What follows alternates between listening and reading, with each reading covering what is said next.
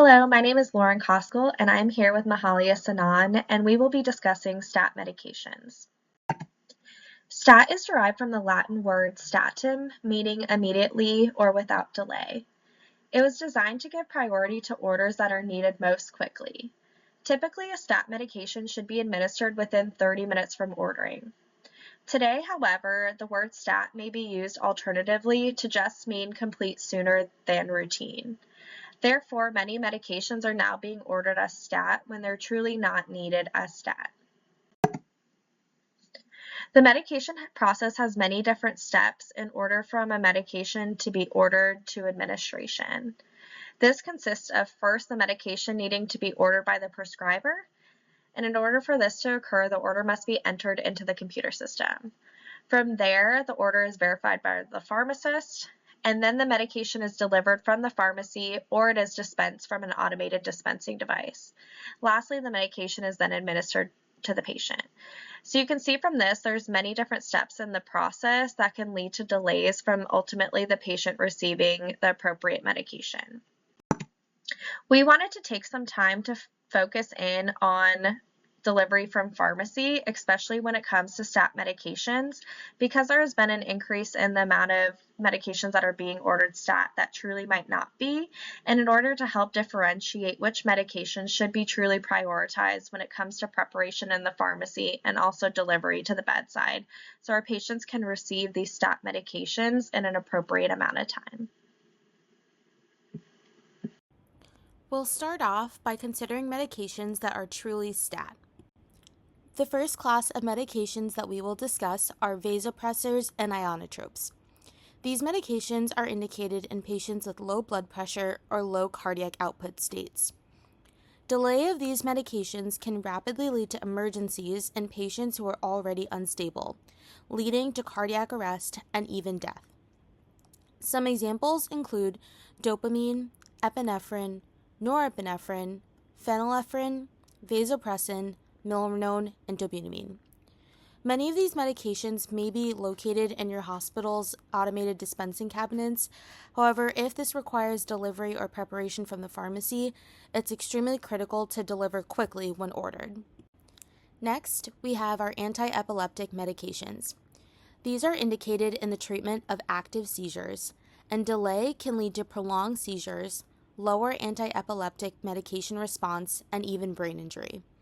Some examples include fosphenytoin, levetiracetam, valproic acid, phenobarbital, phenytoin, lacosamide, and various benzodiazepines, including but not limited to lorazepam, midazolam, and diazepam.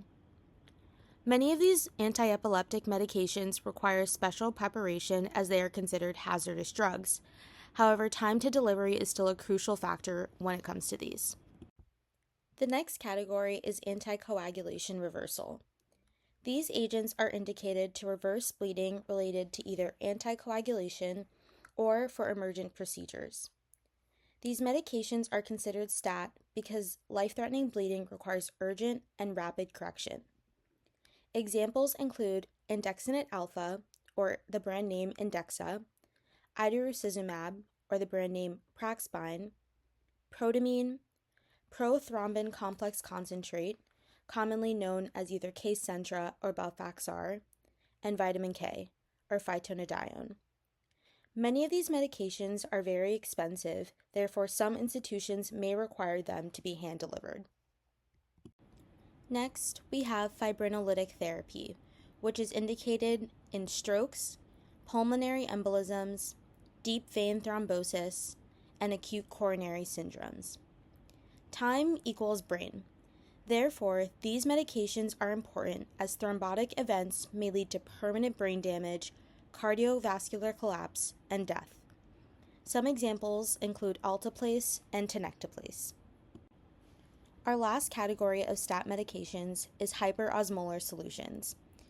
These solutions are indicated in neurologic emergencies, including treatment of cerebral edema, traumatic brain injuries, and elevated intracranial pressure. These medications are extremely important because, once again, time equals brain, and lack of treatment can lead to long-term brain damage and death. Some examples include mannitol and hypertonic saline. There may be various concentrations of hypertonic saline available at your institution, such as 3% saline or 23.4% saline.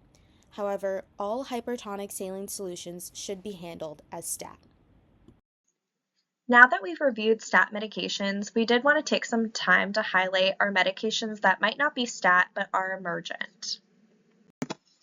The first classes are antimicrobials, and these are important because they treat life-threatening infections, and guidelines recommend that they are to be administered within 1 hour of diagnosis.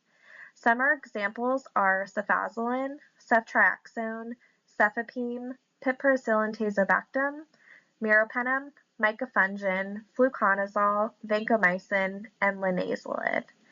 Some of these medications might be available at your institution within the automated dispensing cabinets, but it is important if you see these within the central pharmacy to try to expedite their delivery. The next class is sedation. This is important because it is key in minimizing pain, agitation, and discomfort in critically ill patients.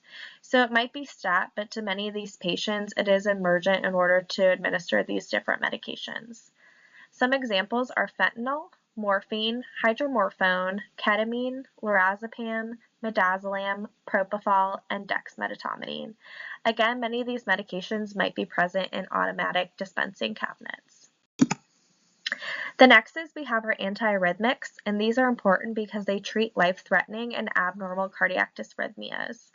Some examples are amiodarone, diltiazem, esmolol, lidocaine, procainamide, verapamil, metoprolol, and adenosine.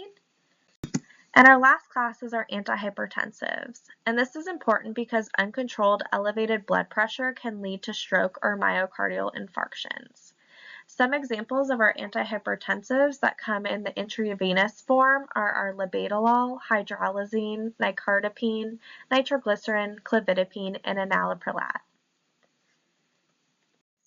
So in conclusion, there's many medications that you'll see within the pharmacy that have a designation as stat.